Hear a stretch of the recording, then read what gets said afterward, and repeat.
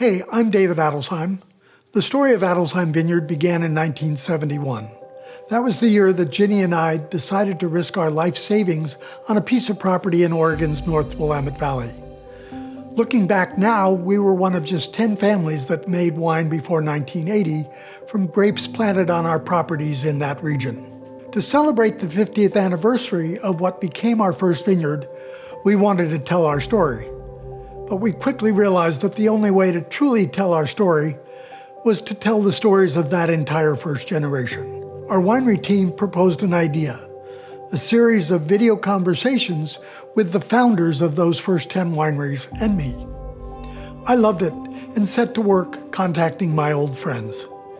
In each interview, we wanted to go beyond their widely known histories to discover who these people really were and what led them to build our uniquely collaborative, and at least from today's perspective, incredibly successful wine industry. This is our shared story.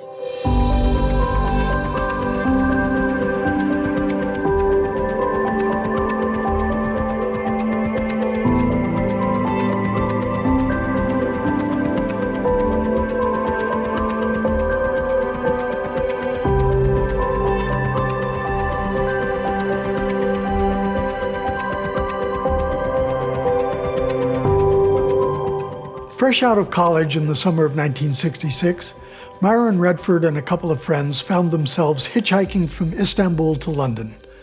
They ended up in Bulgaria looking for a hostel. Did I mention that Myron had an ulcer and had been told no alcohol? But their guide was pouring shots of slivovitz, and no thanks wasn't going to work. The next morning, after a long night of slivovitz shots, Myron was fine. So much for the no alcohol policy. On October 7th, 2020, we caught up with Myron at Amity Vineyards, overlooking the original vineyard he had purchased from Jerry and Ann Preston in 1974. Myron, thanks for opening up the vineyard for us today in the sense of contacting Ryan and kind of agreeing to make this happen. The vineyards behind you are some of the original vines that were planted even before you arrived here. Yes, in the flats there, there's about 3 acres of Pinot down there that was planted by Jerry and Ann Preston. And what year would have that been? They started planting in 71. Yeah. They bought the place in 1970, and they started in 71, and I think I first met them in 72. Yeah. But before we jump into your coming here, I think there's a backstory before that, because you were in Ankara, Turkey, and you were told you shouldn't have any alcohol. Okay, before I get into that story, yes, I want to say, David, that one of the things that we're talking about here is the early industry and what was the most important thing in the early industry: cooperation, and we'll hang together or all hang separately. And I think what you're doing here is a prime example of that. Instead of just going, oh, Adelsheim, you said, I want to set the context, and you're sharing with the industry. Thank you, David. Thank you. Yeah. Thanks for recognizing it. It's our staff that came up with the idea. I said, yeah, sure, but... Congratulations, you guys. You're carrying on the tradition of us old farts. So we were talking about perhaps stomach issues that led your doctors to say you shouldn't have alcohol? Right. When I was studying at Middle East Technical University in 1966. In Ankara? In Ankara, Turkey. Yeah. And at what age? Excuse me? What age? 21. Okay. Yeah. I turned 21 in July of 66, so anyway, I had got an ulcer And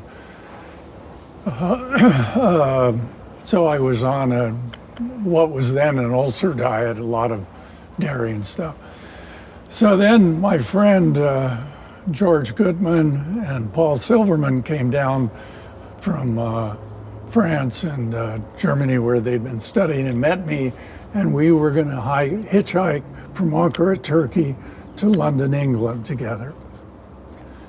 I won't go into all the details, but the important part is while we were in Bulgaria, we got lost in this town in the evening, and a gentleman put us on a way out of town to try and take us to a tourist camp, but we didn't know that.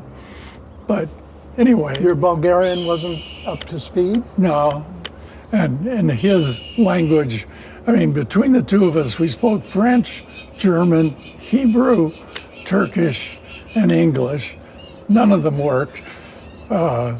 He had about 3 words of German. So anyway, so communication wasn't the thing, but in the end, we ended up in a tourist camp, and we were so relieved, and he was so relieved that we understood he wasn't trying to rob us, that he insisted we have a drink. And as you can imagine, trying to turn down a drink for a Bulgarian who's just done all this for you was impossible. So I drank it, and of course, as soon as I drank one, he went and got others, and da-da-da. The importance of this is it showed me that the next morning, I said, I can drink alcohol. My ulcer must be cured or so forth. So that started my adventure into wine. First, I tried some Bulgarian white wines. Then we went to Romania, tried many different wines. Then up through Yugoslavia and into Vienna, Austria, where George had aunts and cousins. And we went to the Höringen, yeah. Your German's better than mine. Where the little vineyards outside of Austria where you go and drink the young wine. It's sort of like a white nouveau. That's got to be a real trial for a person with an ulcer. Yes. By that time, Dave, I was sure that my ulcer was cured. So anyway, the important thing in terms of my being here in Oregon is that on that trip, I fell in love with wine. And in Germany, while we were on the Mosel, I got my first experience in terroir, drinking at one Gasthaus, their Tafelwein, table wine, wonderful, 30 kilometers up the Mosel Valley, stopping at another place, garbage. I mean, and I said to George, how can the same grape, it's only 30 kilometers away, be good here and bad there? And anyway, that started my search into wine, and it continued. And that was still a number of years before you ended up here in Amity, Oregon. Yes. I mean, you grew up in Seattle area, Yes. right? Yes. I was in Seattle, and after the time, and I graduated from Antioch College in '68 and came back to Seattle, and after a while got a job at the University of Washington. I was assistant to the vice provost for academic affairs. And while I was there, I started taking trips to the Napa Valley to continue my exploration of wine. And so I was very interested in wine, and my mother was a research librarian, and we were having lunch in the faculty club. And I heard these guys at the next table talking about vinifera wine in Washington State. Well, in 1970, the only wine you could get in the state of Washington in grocery stores was Washington wine. And it makes Nuico seem like Chateau Latour. So I just interrupted them and I said, guys, what's this? What are you saying? Vinifera wine in Washington State? And they said, yes, yeah, we've been making wine at Associated Vineyards for 4 years. I said, really? And they said, well, come on out. Associated Vintners was founded by a group of university professors, and they started out as an amateur group and ended up having to turn commercial because they bought a vineyard and it produced too many grapes. So anyway. And just to finish that story, it became Columbia Winery at some point. Yeah. Yes, yeah. But anyway, the dean of the College of Arts and Sciences, Lloyd Woodburn, was the winemaker. The head of chemistry department was the chemist. The head of the They better not have had any instabilities in the wine. What? They better not have had any instabilities in the wine. Right. And you didn't want to mess with them legally because the head of the law school was a lawyer. So anyway, David, I ended up working with them off and on for about 2.5 years. And 1 year, unfortunately, Boeing went down worse than it is now. And I lost my job at the University of Washington. And so I worked for AV almost a full year. And so I began to get the bug, not just for loving wine, but wanting to make it. And that's where it started. By the time I was, had been there 2 years, I started buying dairy tanks to do fermentations and stuff. And I was really hooked. And were you, during that time with Associated Vintners, were you involved in the winemaking? Yes. Got it. Yes. When I arrived in Oregon in '74, I had a lot of experience in the cellar. I had no experience in the vineyard. So you're in Seattle.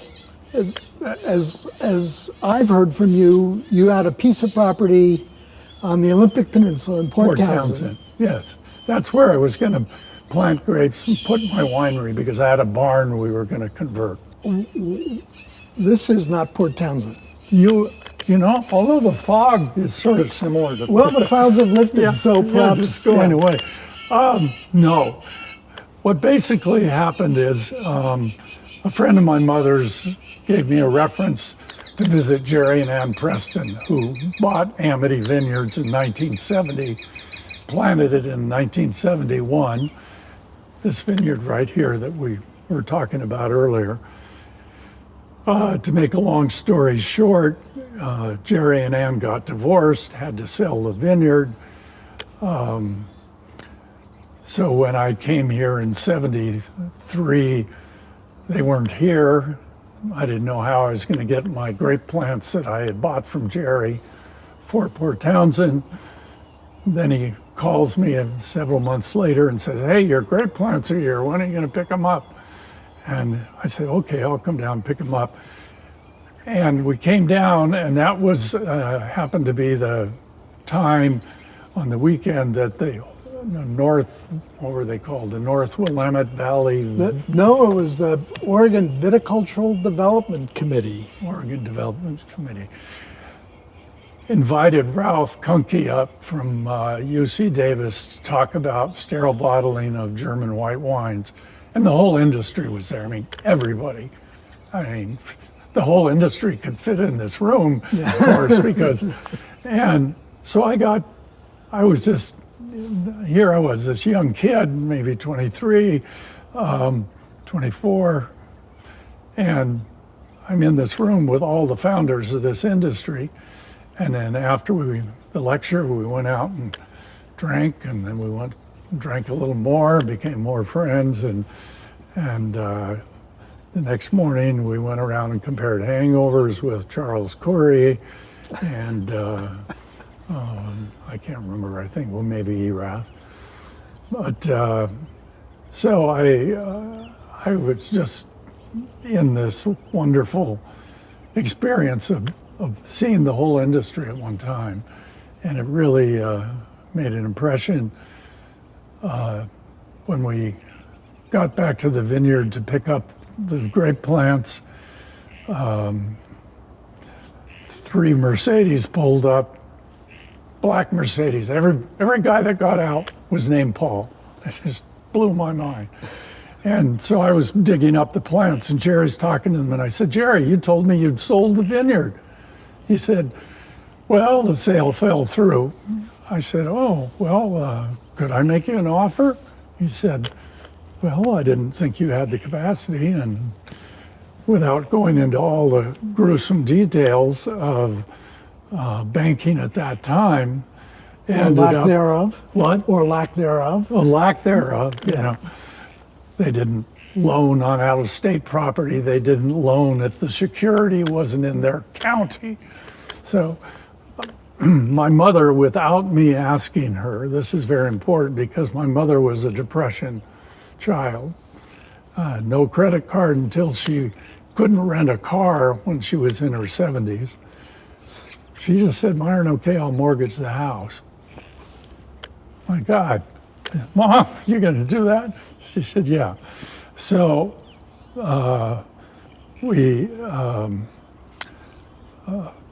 got the money from the mortgage, and myself and my partner at the time, Janice Czechia, moved here in May of 1974. I had $10,000 that my brother, who had died in '73, had left to me, and this property, and I built that winery behind you there in 1976 for $15,000,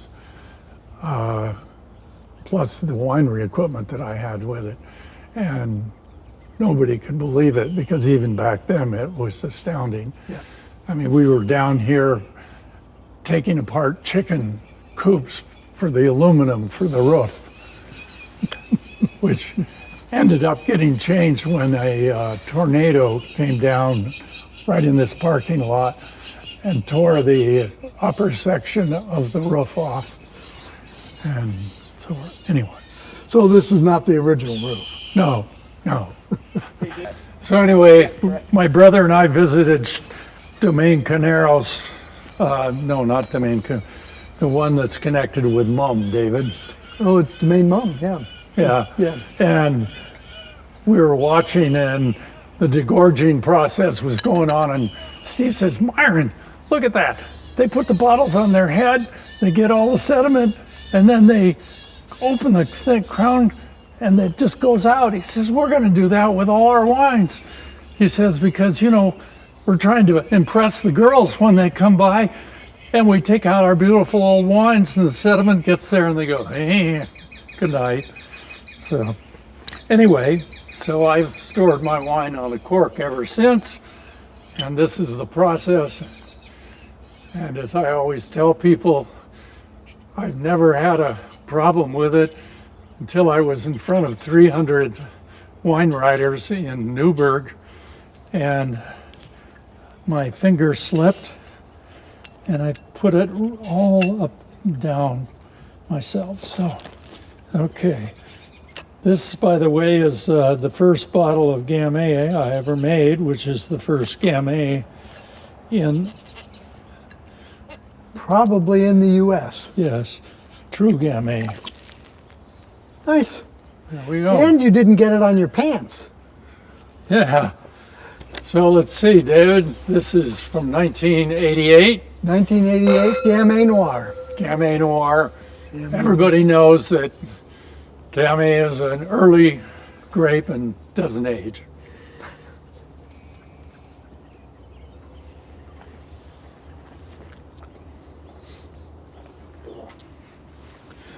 Pretty nice. Yeah, it is. It's isn't it? really Gamay-like.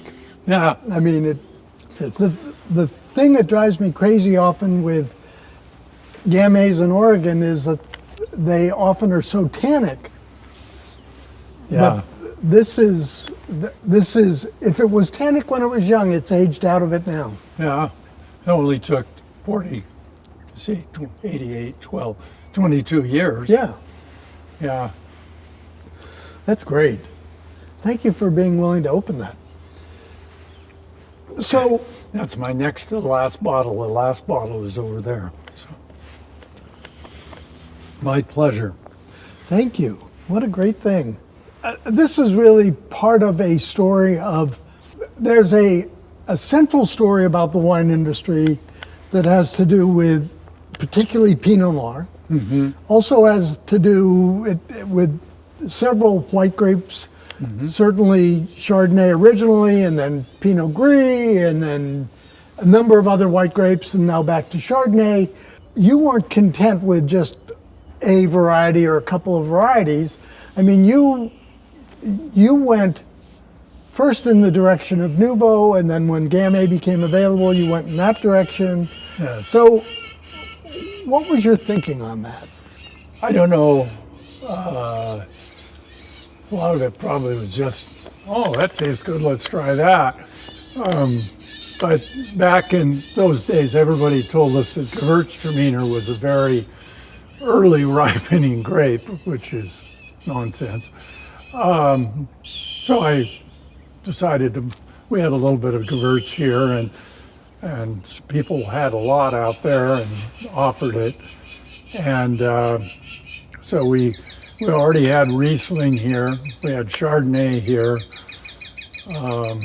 Riesling, Chardonnay, Pinot Noir, we had Cabernet. We had, That was Jerry's planting? yeah, Jerry planted a phenological block. You had one at your vineyard also. So we had an acre of 30 varietals, 5-6 plants each. But on Cabernet, he had done a larger planting, a row and a half, and so forth. And then up the road, the guy that was living there wanted Cabernet, and so I got his grapes. So we made, my brother Steve was with me from 78 until about 81, and his love was Cabernet, so he made Cabernet under his Redford Cellars label. And then when he left, I made one Cabernet under the Amity label. And then the next grape initiative was the Gamay. In 1987, OSU released the French clones, and I had been on the panel evaluating the wines from the different clones. Because everybody, French, oh, yeah, we want that. Yes, it's French. And as we found out, several of the clones were not particularly appropriate. And some people think the ones that we chose are a little heavy bearing and so forth. You mentioned. Anyway, so that's the wine that I have here, and that's Gamay. And then I was always a bit of an iconoclast, and I decided, I think it was in '88, about the same time as this, that I wasn't going to use any new oak anymore, because I felt that back then people were over oaking their wines, and at the same time, I said, I don't want to have these Chardonnay with all that oak in it. So I drafted all the Chardonnay over to Pinot Blanc here. Now, you and John Paul at Cameron and Ponzi. Well, they have it now, so maybe Yeah. they had it that early. I don't know. Yeah, anyway, we're all the early pioneers, but I formed a Pinot Noir promotion group. Pinot Blanc. Pinot Blanc, thank you. I remember our slogan was Blancs have more fun. That's right. They're T-shirts. Yeah, we made t-shirts. I did that for about 2 years, and then I ran out of energy and nobody else wanted to. But anyway, I got really invested in Pinot Blanc, and we made Pinot Blanc. And then in 2006 or 7, Liz Dodd and, not Liz Dodd, anyway, Liz and Darcy were my assistant winemakers, and they wanted to make Chardonnay. So we started making a little bit of Chardonnay in 7 or 8. You know, mentioning the Blancs Have More Fun reminded me that of the Steamboat conference, and we were latecomers to the Steamboat conference. We didn't participate until the third year. What? We Third year? Third year. Yeah. But you were there in the first year, right? Right. I was part of the group that founded. Who was that group, and what really is the Steamboat conference thing? Well, the key person who unfortunately has died is Steve Carey. Was the winemaker at Yamhill Valley for a long time. Before that, he was the first distributor of Oregon wines nationally. Broker, yes. And he'd take, like, I think one thing we had 17 winemakers on a trip. Can you imagine? It was like herding cats. But he did this incredible promotion for Oregon wine nationally. Anyway, he and Mike Richmond. And the guy from the Jim something from the Port Place? Olson. Jim Olson. Jim Olson Yeah. became the Port Works. Yeah. And then the restaurant fellow that had the restaurant in Northwest Portland. Jim McLaughlin? Mike McLaughlin? Bill McLaughlin? Yes. Yeah. Yeah. They were a group, and that's where the idea originated, from their sort of tasting together. And then he came out and started talking to the industry. And at that time, he was working for Henny Hinsdale, and I was one of his wineries. Yep. And what was the idea that was put into practice that year, 1979? What we wanted to do is to get Pinot Noir winemakers from all around, from everywhere, not just Oregon. So I think the first one, we had winemakers from Oregon and California, and I think there may have been one French, but I'm not sure. Anyway, and the original concept was we were going to have 1 year in Oregon, the next year in California, and move back and forth. The California part of it didn't work out, and everybody loved Steamboat. Is a small resort on the North Umpqua River, just 40 miles east of Roseburg. Gorgeous place. And guess what? It just happened to have fly fishing. And guess what? All of those people I mentioned, who Steve Carey and friends, were all fly fishermen. So fly fishing ended up bringing the winemakers together at Steamboat. The center focus was no press was allowed. And it was sort of like an AA meeting in the sense that everybody could confess their sins. And people were encouraged to bring bad wine because the thing wasn't to have a beauty contest, it was to learn how to make better Pinot Noir.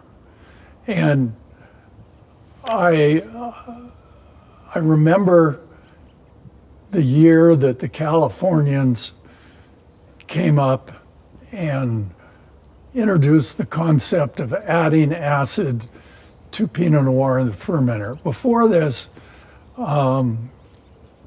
California and Oregon were letting the grapes hang to get the ripeness, And then when they went through malolactic, the pHs were so high that the wines looked like this, and they were, and all of us Oregon purists, adding acid. Now everybody does, except me. I got my grapes from cool sites, and so I only added acid, I think, once in 40 years. Wow. And I know you and I were on a panel in the LCBO had a Pinot Liquor Noir. Control Board in Ontario. Yeah, and you got up and talked about how you make Pinot, and then I got up and I Said the opposite. basically, yeah. I mean, our two approaches were, and it highlighted the diversity of approaches to Pinot Noir that exists in the state, and it also highlighted that the source, the locations where you get your grapes from, also influence how you make the wine. The Steamboat Conference, in many ways, is, I think, contributed two important ingredients to the industry. One was the collaboration. I mean, once people started finding out about this, that it was this opportunity to learn, they wanted to be part of it. And virtually every American winemaker who's known for Pinot went through Steamboat at one point or another. Yeah. That was expanded in 1987 when the French started coming to IPNC, the International Pinot Noir Celebration, and they were invited to Steamboat the week before that, and many of them came, and that expanded the Steamboat Conference from just being Oregon and California to being quite international, people from New Zealand, from Canada, from pretty much everywhere. Interesting point in terms of my influence in the industry. I was the one that told Larry McKenna, who was a winemaker in Martinborough, about this conference and told him he should get his ass up to the Steamboat. And Larry came up and then encouraged some of his colleagues to come. And the outgrowth of that is the Southern Hemisphere Steamboat Conference, which I attended once. Yeah. Have you attended? Yeah, I did once. Yeah. No, and I mean there are outposts of Steamboat in Australia and two different places in New Zealand that alternate them at this point. But the Steamboat Conference is still going on in Steamboat as well every summer, and probably now close to a third generation of winemakers are going through this. Yes. Learning techniques, but just as importantly, learning what it means to be a Pinot Noir maker in Oregon or in the US, and the collaboration that is encouraged in that universe. Yeah. I think that is. All of us were kind of worried. I know that Mike Richmond and Larry, his sidekick, Larry. Yeah, I know. Anyway, several of the early people from the industry came to the first conference after Stephen Carey had died, and sort of wanted to make sure that the young'uns were felt comfortable going on, and they took it over and have been running it, which is wonderful. Yeah. No, it's pretty cool. So we got you to buying this vineyard and even building this winery, or this barn, as everybody refers to it. What were those early years of being in the industry like? Who were your friends in the industry? Well, when we first came here, as you know, there was maybe, I think there were 10 wineries in '76 when I got my bond, 10 in the state. several of those were fruit and berry wineries, and or two. So it was a very small community. And Dick Ponzi and I were both cheapskates, and we respected the need to economize. So we started sharing equipment. Yes. And I had a 1952 Ford pickup, and I remember driving from here to Ponzi's, which is about 40 miles. Over at least one mountain. What? Over at least one mountain. Yeah, and no, I never went over Bald Peak when I was carrying, because we had a labeler that we were sharing, and it was top heavy, and it fell out of the pickup once. But anyway, Dick and I shared the equipment. He'd pick it up, I'd pick it up. Then we bought a filter together and did that. So I had a lot of interaction with Dick and Nancy and the two girls and Mikkel. And so that was a real close. And then while Curry was around, Curry was part of the group. The Willamette, North Willamette Winegrowers Group met at the Tiger Fire Hall for 10 years maybe, but in that early period prior to 1980, almost everybody was there. And then after the meetings, sort of a hardcore group would go to the tavern across the street. But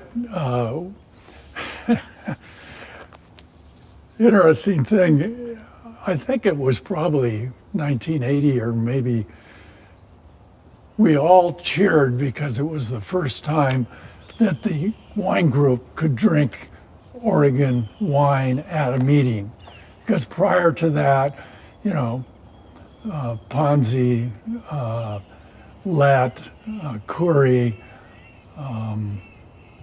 Erath, they had such small amounts of wine that being able to buy a bottle from them was a big deal, and they weren't about to come and give it away to their colleagues when they were trying to do it. So we were always drinking California jug wine.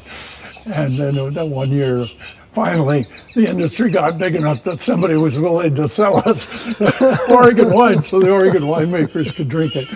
But anyway, Curry and I, Jerry Preston, while he was still around for several years, Erath, I think, we tended to drink a little more than some of the other people, and so we sort of... You were helping the economy of Tigard. Yeah. And so I got to know them. I didn't really meet you in formal sense until you were a waiter at L'Omelette.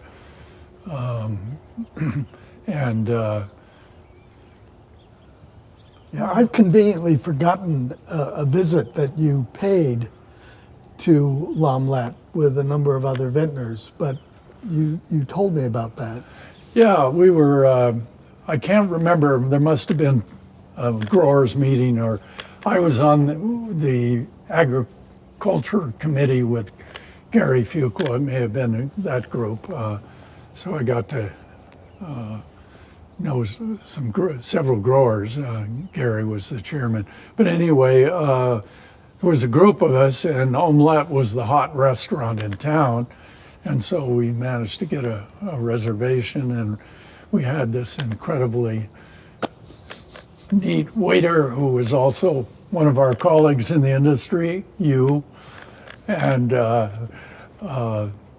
it was a mark of the cooperation of the industry that you said, guys, I can't serve you dessert because, we're packed and I got another group coming in.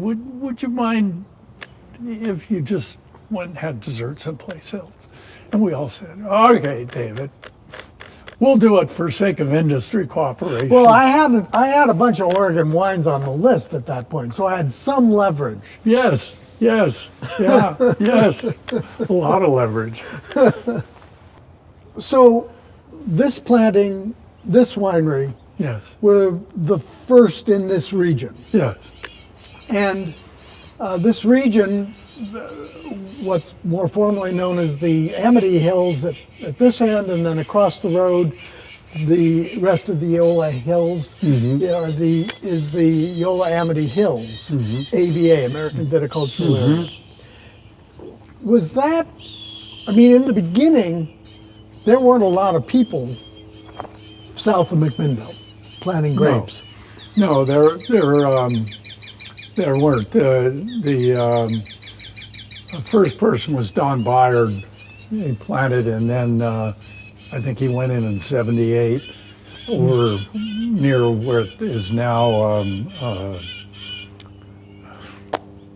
Brooks Winery. Oh, yeah. In fact, Brooks has bought his vineyard. Yeah.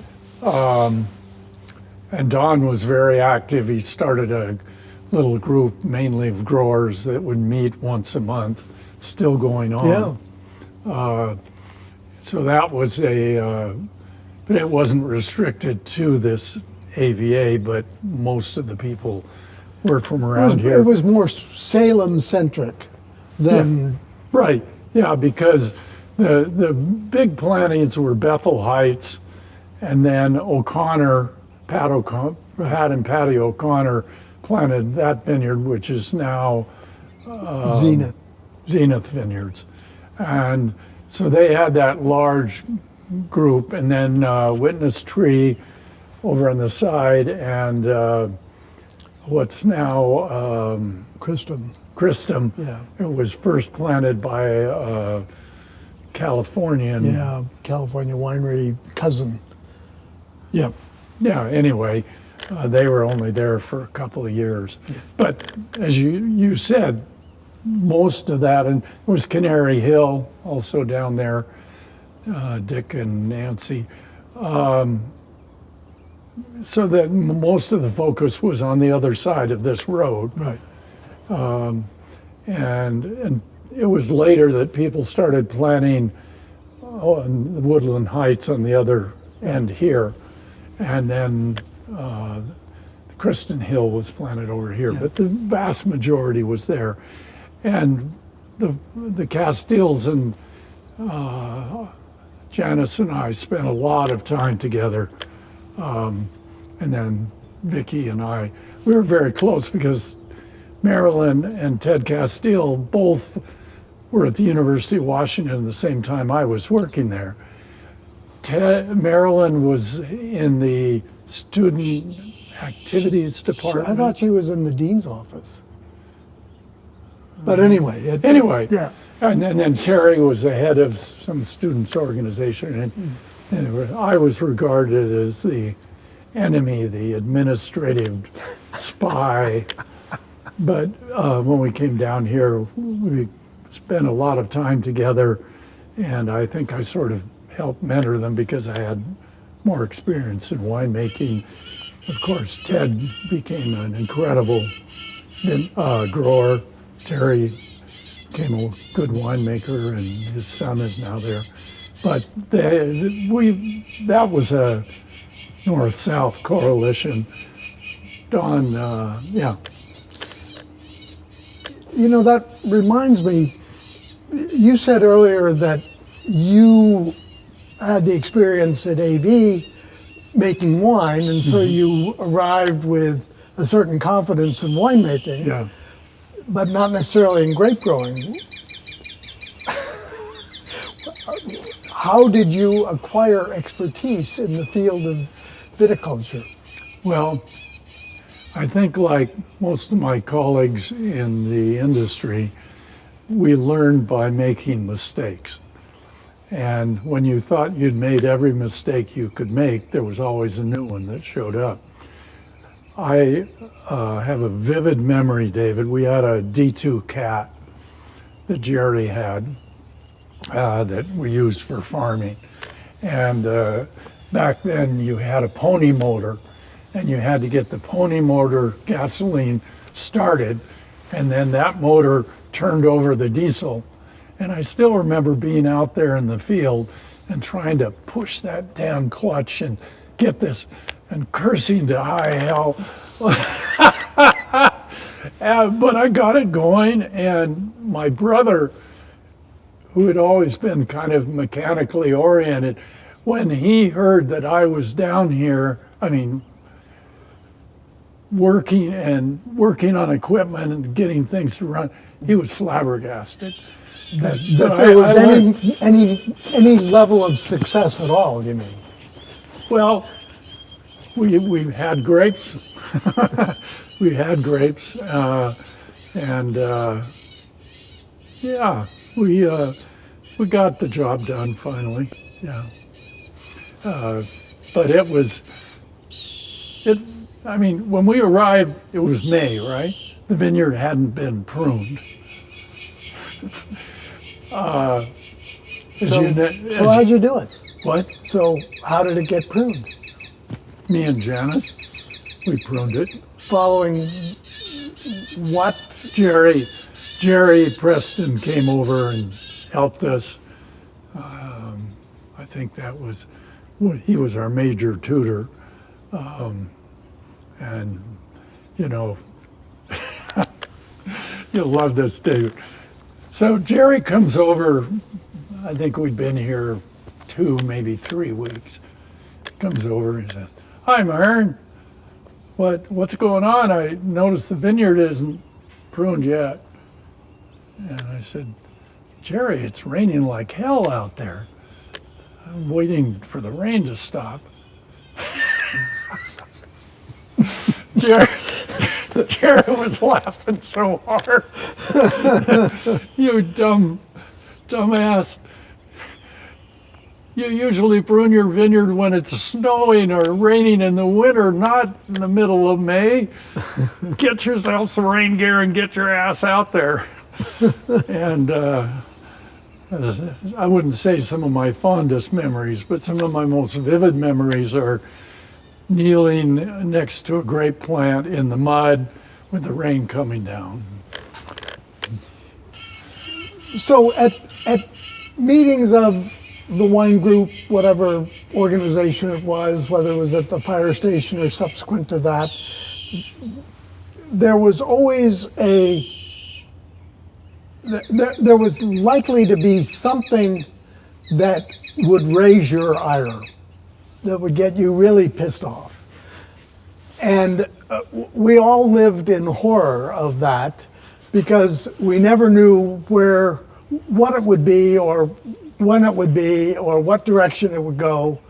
And but inevitably, perhaps not every meeting, perhaps I'm exaggerating a bit. Probably. But it seemed like you had a strong focus of what was the right thing to do. Mm-hmm. And if that was being trespassed upon, there was a need for correction. Yes. And well, you're right. I sort of was regarded as the volcano, and it's a little sad because when you become the volcano, then people, instead of listening to what you're saying, just say, "Oh, that's Myron the volcano," and but I'm trying to think of a real specific thing because I know I'd get ticked off at little things. At the moment, that's fine. I'm blocking. Of course, I was always ranting and raving about the oak levels in the wine, and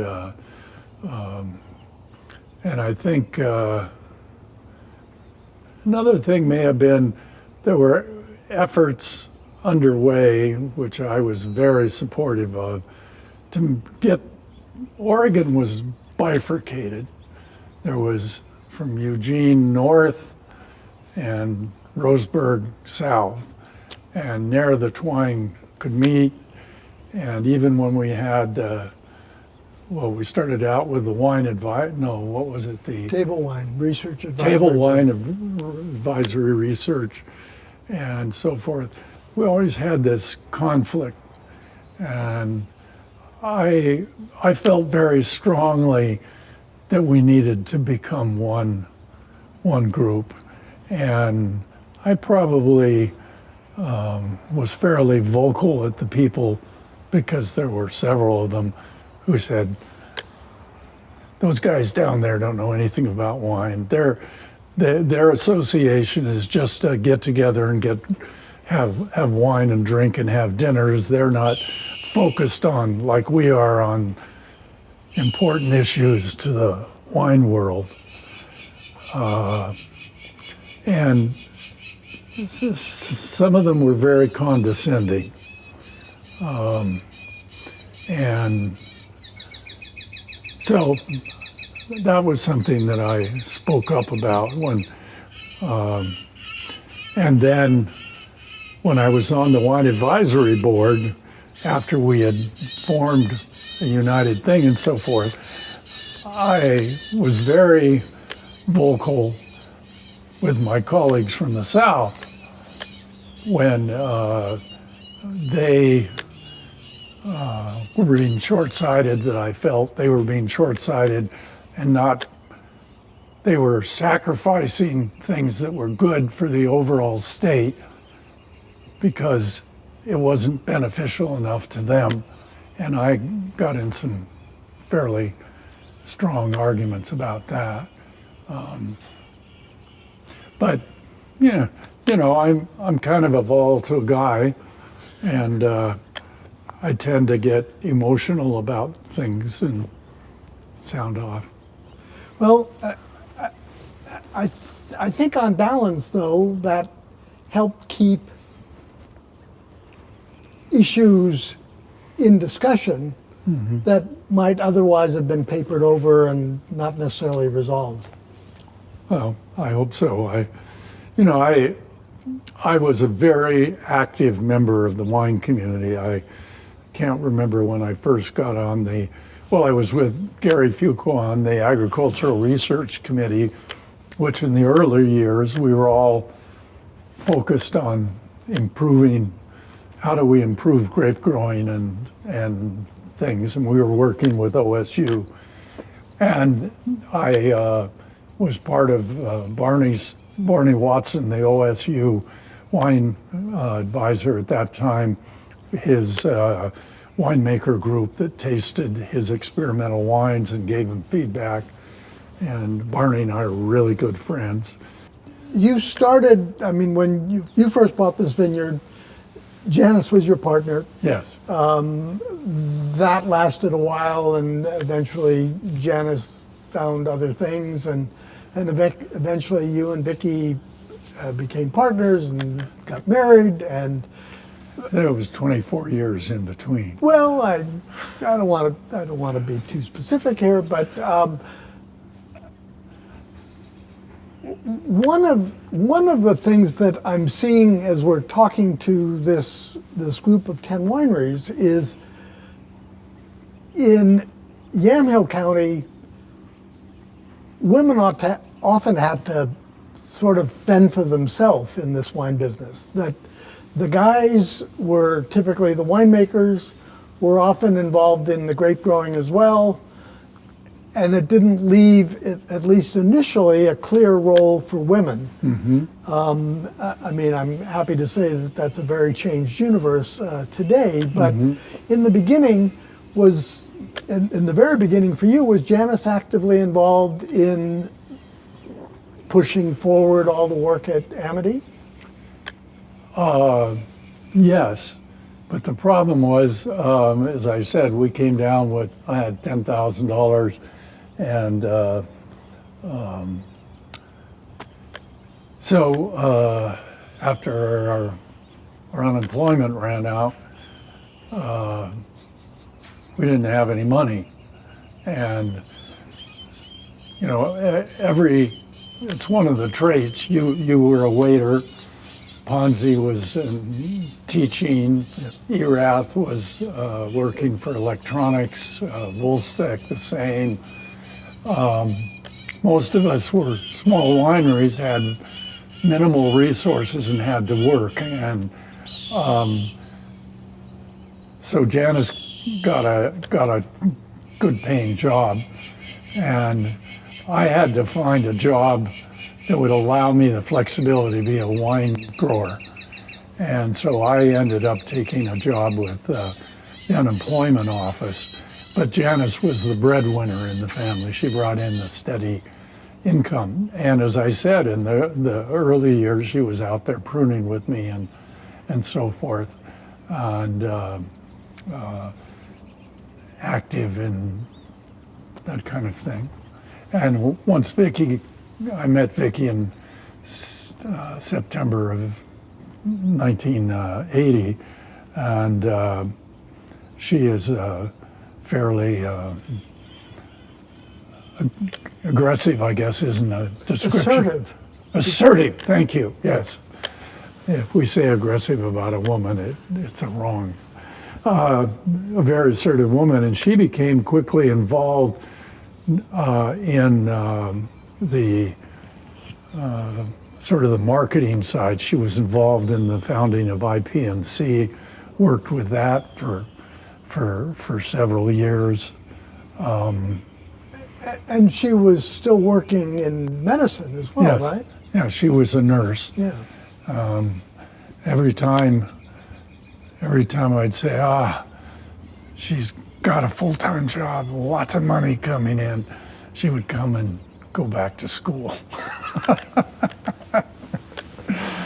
So, but she was not involved. Well, I take that back because she had a laboratory experience from being a nurse, and so she did the lab work. Oh, wow. A lot of lab work here for me, and she had a very good palate and was involved in the blending decisions. And as I say, she, well, you know, we had the first big wine festivals. I was sort of an outlier in that I wanted to reach out to the common man, you know. So we had the Nouveau Festival where we took a barrel of Nouveau to McCormick and Smith's, and then it ended up traveling all over the place, and she helped organize that, did a lot of our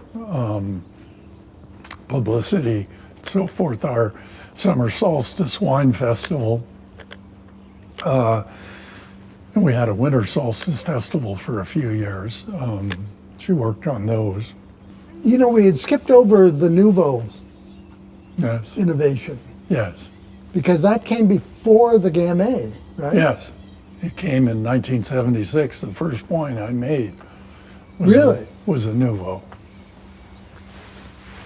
And had you had experience at AV with that, or was that just because? Well, it's interesting, Dave. When I bought the vineyard from Jerry Preston, he had a label all set, Beaujolais. It said Beaujolais on it. I don't know whether I've still got it. God. And this was back when Beaujolais was being used all over the place. Well, it couldn't have been used that way, but yeah. Well, this was before we had our labeling. No, I mean, even then it wouldn't have been, I don't think. They were using it in California all over. Yeah, with Gamay, yeah. No, not with Gamay. Really? They were calling wines? Well, Beaujolais? yeah, but they had Napa Gamay Yeah. and so forth. Anyway, to make a long story short, I needed, as I said, I was financially strapped all the time, and I needed cash flow. And so I said, if we make a wine that we can release in November, we can have sales immediately and get cash. And so I was focused on that, and the grapes that were in this vineyard were labeled Gamay Beaujolais. You know the history of this. It's the upright clone of Pinot, Right. but there's Rex Hill made a Gamay because one of the growers that I sold cuttings to thought that the upright clone was Beaujolais, so it was Gamay, and so forth.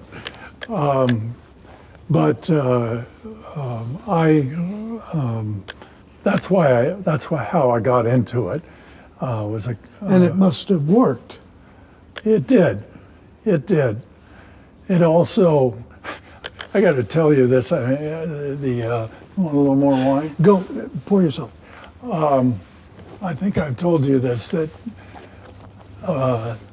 which arose by any other name will smell as sweet, but it won't get the same amount of money.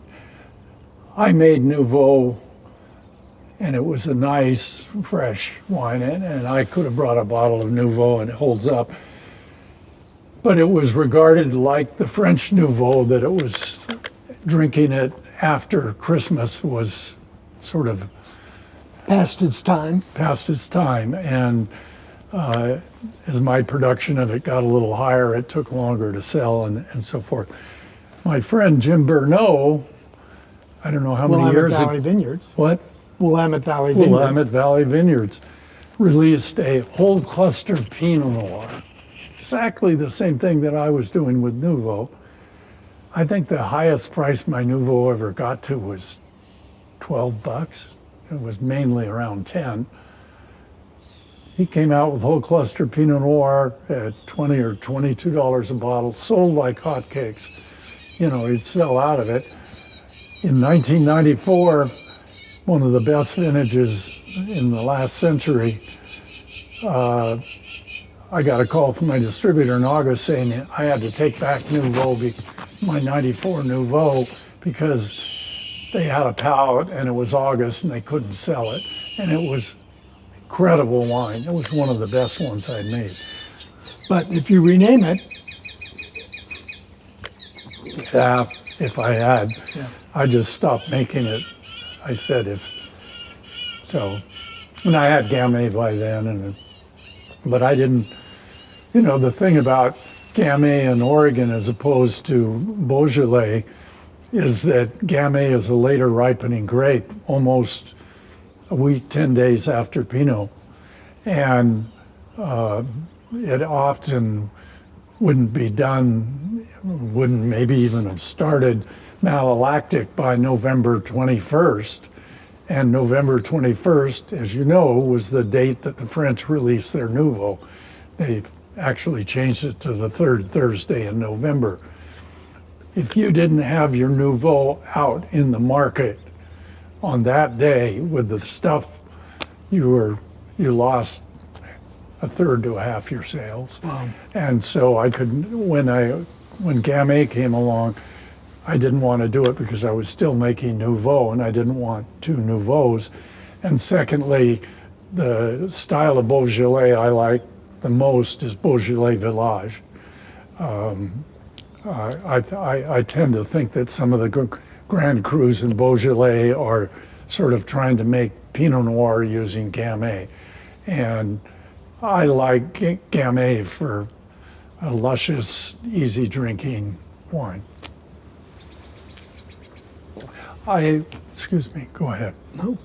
Oh, I remember one of the things you asked me that we hadn't covered, and I wanted to cover it because I want to talk about my friend's winery, is you said, why did I keep going back to Turkey after I was there in '66? And the simple answer is I had good friends there. But it later became intertwined with the Turkish wine industry. I graduated, I attended Ankara College, which was a prep school in Ankara that taught classes in English and Turkish. And I am an alumni of that. And I went to some of our reunions. And at one of the reunions, I found out that two other of my colleagues, both Turks, well, one's a Turk, lives in the United States, I think he's now an American citizen, had wineries. And so suddenly here was this oblique connection. And this label, Celendi, is made by Aachen Onger, and Aachen and I have become good friends. And he makes lovely wine, and I visited his vineyard. And is that in? There's a. When I was in Turkey a couple years ago, we were only in Istanbul, and we had a lot of wine, particularly from the European part of Turkey. Right. But A lot of Gamay. Yeah. Yeah. But the big region is the big fruit region in Asia Minor. Yeah. And I can't remember the name of it, but it is a. I was trying to remember that this morning when I was typing all the notes for this, but it's north and east of Ankara. Yeah. I was going to bring a bottle of Turkish wine for us to open, and I forgot. But there's a Turkish white grape called Narince that is absolutely fantastic. You were talking about me, and I tried to find it, but it isn't in the United States. And so otherwise I would have planted it, because it makes very, very nice wine. And it's, oh, wait a minute, Kirk. I almost remembered the town. But anyway, near Amasya, yeah. They grow that grape, and then there's two native Turkish red grapes that are, I don't remember their names, unfortunately, that are quite nice. Well, I guess we've sort of hit my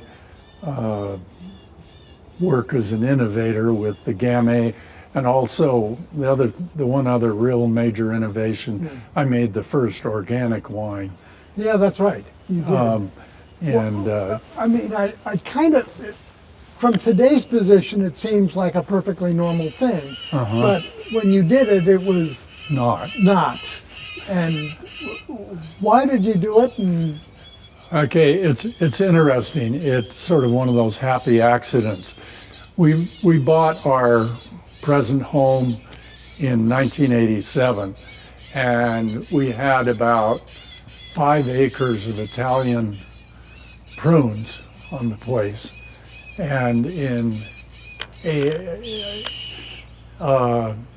either late 87, early 88, I went over to my neighbor who had been farming prunes since 1928.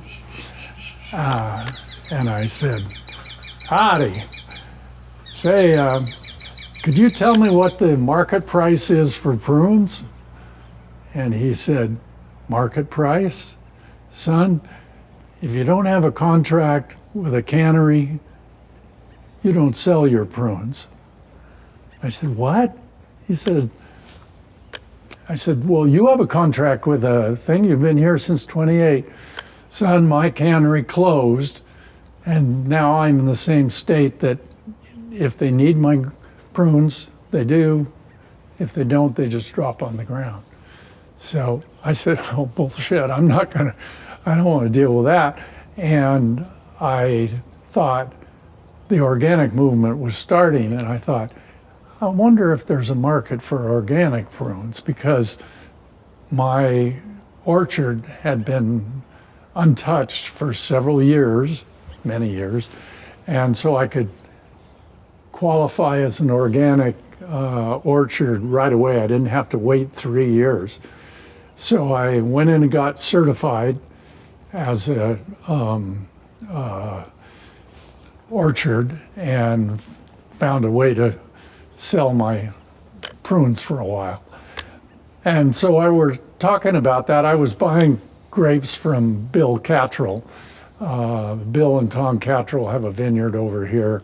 It's one of the first vineyards planted probably around the time Bayard was planting. And they have always farmed organically. And Vicky said to me, "Well, look, you got a source of organic grapes. Why don't you make an organic wine?" And so we we did in 1990, but it's mainly focused on the fact that it had no sulfites in it. What I call the environmental fascists said, well, if you use sulfur dioxide in your process back then, you can't call it organic. They've changed. So we said, well, what the hell? We'll try making the wine without any sulfite. So we made it. When we got done, we sent it to, the BATF was doing tests on wine back then. And that's the federal government's labeled people. And we sent it to a commercial lab, and they both showed no detectable sulfites. So we named the wine Eco Wine, and then said sulfite-free Pinot for 8 years before the feds said, I'm sorry, we've given you permission for 8 years, but you can't use it anymore. So anyway, so that's how I got into the organic thing. And in the early years, the main selling point, Dave, was that it was sulfite-free, because all these people who think they are allergic, and the ones who are allergic, my God, they'd buy cases of it. And selling it as an organic, you'd go into a wine shop and say you had an organic wine, and they would, oh. And I remember when we were getting ready to release that wine, I and a bunch of friends went out and got every organic wine we could find. Some of them were, you pick up the bottle and there was clouds of, I don't think one of them was drinkable. And I'm pretty liberal in what I'll drink, if occasion. So it was horrendous. And now organic is chic and long journey. Yeah, but you were the first to do that in Oregon. Mm-hmm. What else did I leave out?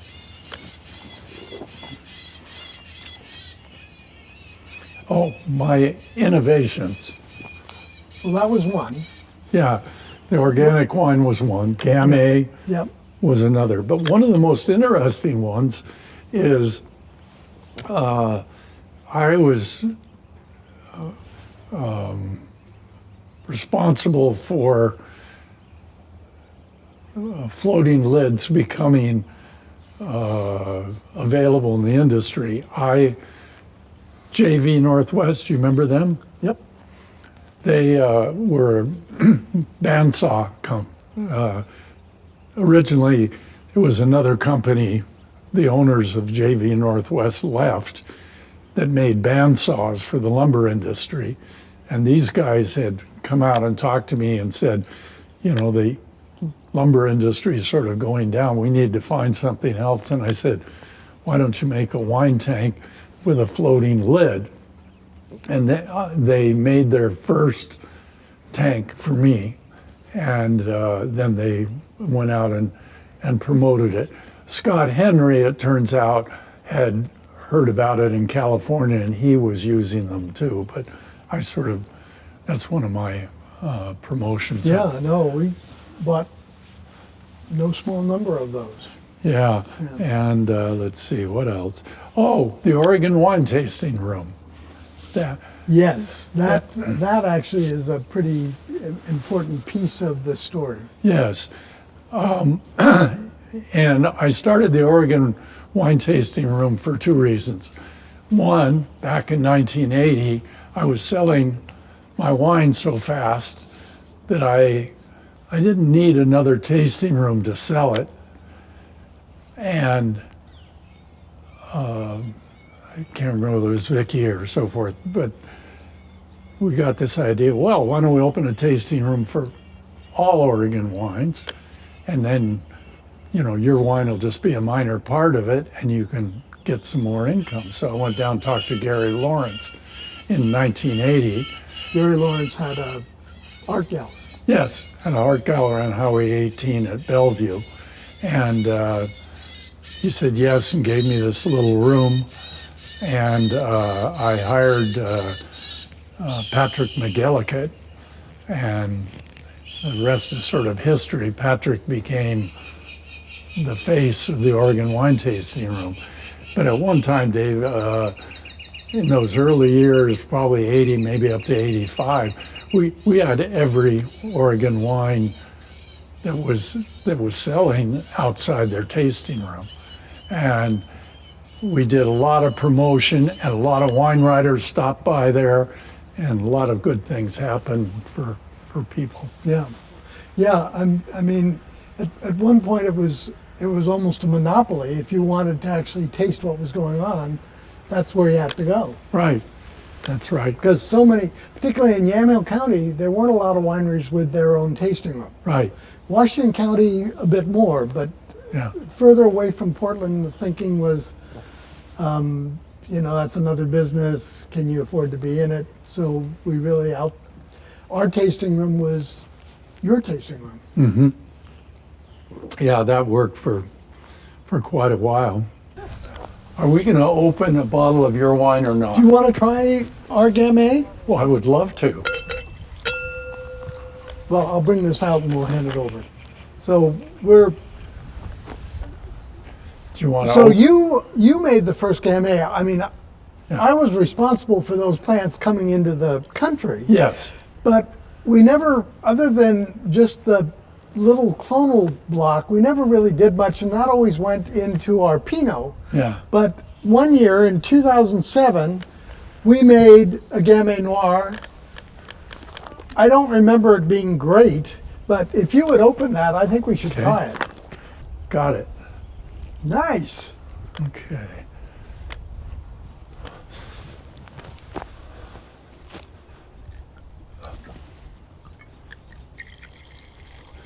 I've been shaking this up for 2 days, so who knows? It's a little different color. See?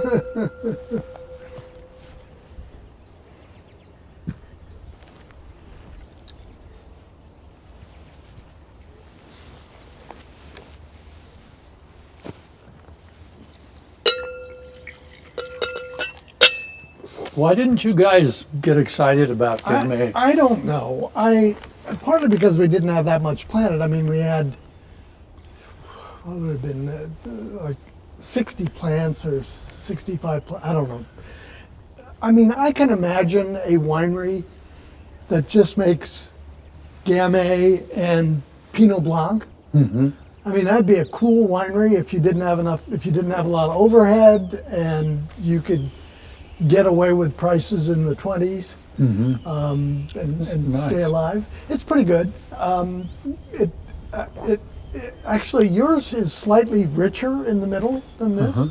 One of the interesting things to me is people always ask, why don't you try this variety? Why don't you try that variety? Why do you have so much Pinot Noir planted? Wouldn't it be better to have a bunch of different grape varieties? Yes. And there is some logic to that, but you come from the Burgundian tradition, so. well, maybe I don't. Yeah, come on, Dave. But the other piece is, look at all the work that it's taken on our parts to make Pinot a success. Mm-hmm. I mean, just the Steamboat conferences and all the time that we meet as small groups talking about Pinot. When we started doing something like the Steamboat Conference for Chardonnay 5 years ago, the quality of Chardonnay shot up because suddenly everybody was seeing each other's what they were trying, and they were stealing the best stuff. And so that instantly changed. Well, we've never done it with Gamay. We've never done it with Pinot Blanc. We've never done it. I mean, a couple of times people have tried it with Riesling.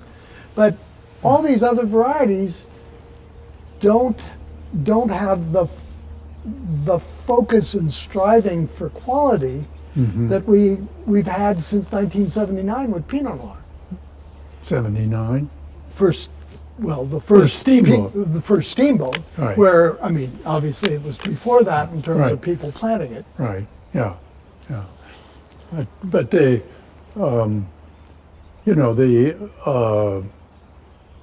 thing that distinguished the Northern Oregon group from the Southern Oregon group way back when I arrived is almost every one of our meetings was technical. There was always something on how to make it better, how to grow it better, and so forth. And I think that we focused on it. But I think you're right that Steamboat was an incredible, wonderful thing. And then for helping Pinot Noir become a thing, the IPMC was, International Pinot Noir Celebration. yeah, it just was a brilliant idea, Yeah, yeah. you know. So here we are, what are we, 50 years after you bought? 74, So not quite, 46 years, 48, 48 years, 46 years, you're 46 years right. Yeah. after you bought. So was it a success? See? Was it a success? Well, you know, it's sort of what an incredible journey it's been. It's had its ups and it's had its downs, but it's been, you know, the industry's full of really good people, and the sense of cooperation. My brother made wine here and then went up to Washington, and I remember him calling and complaining about something. I said, well, why don't you just go ask your neighbor to borrow a piece of equipment? Myron, this is not Oregon. You know, and you know, it's been a lot of fun. It's been a lot of fun, and it has been incredibly interesting to see us go from a bunch of urban refugees going back to the vineyard, most of us not knowing what the hell we were doing, to an industry that is so successful that we can now get millionaires who can't afford Napa, but they can afford us, so they come up here. I mean, that's a whole different stage, because in the early times, the people that came here were people who were passionate about growing grapes and making wine. They were mainly owner-occupied, or the owner and the winemaker, or the owner and the vineyardist were the same person, and that kind of thing.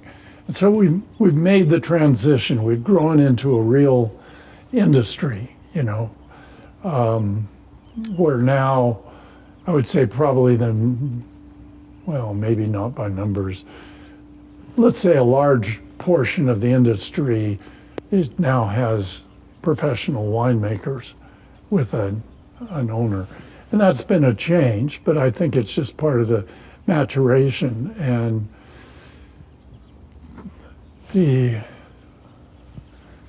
I'm happy I sold Amity when I did.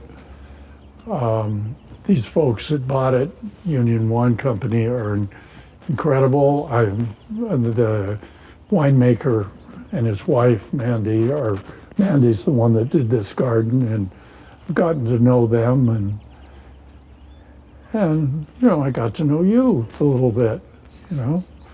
As I tell people, I still remember you carrying your daughter on a log over a river. Yeah. Steamboat, yeah. all of us are going, Dave, don't drop Lizzie. It wasn't like it was deep water. What? It wasn't like it was deep water that No, she would it have fallen wasn't. into. No, but it was Yeah, we were all there, and that was part of the camaraderie. We'd go to Steamboat, we'd work our butts off, and then we would go play, and in the evenings drink wine and socialize. And I think Steamboat, I think I went to every Steamboat but one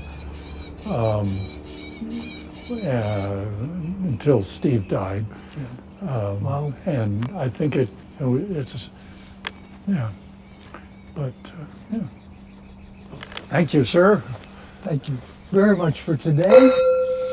Thank you for all your contributions to this industry that it is today. And what fun to be back here at Amity Vineyards, even just for this morning. Yeah. And thanks again for you for doing this multiple winery presentation of your 50th year. Yeah. Yeah. I think we're very happy about this.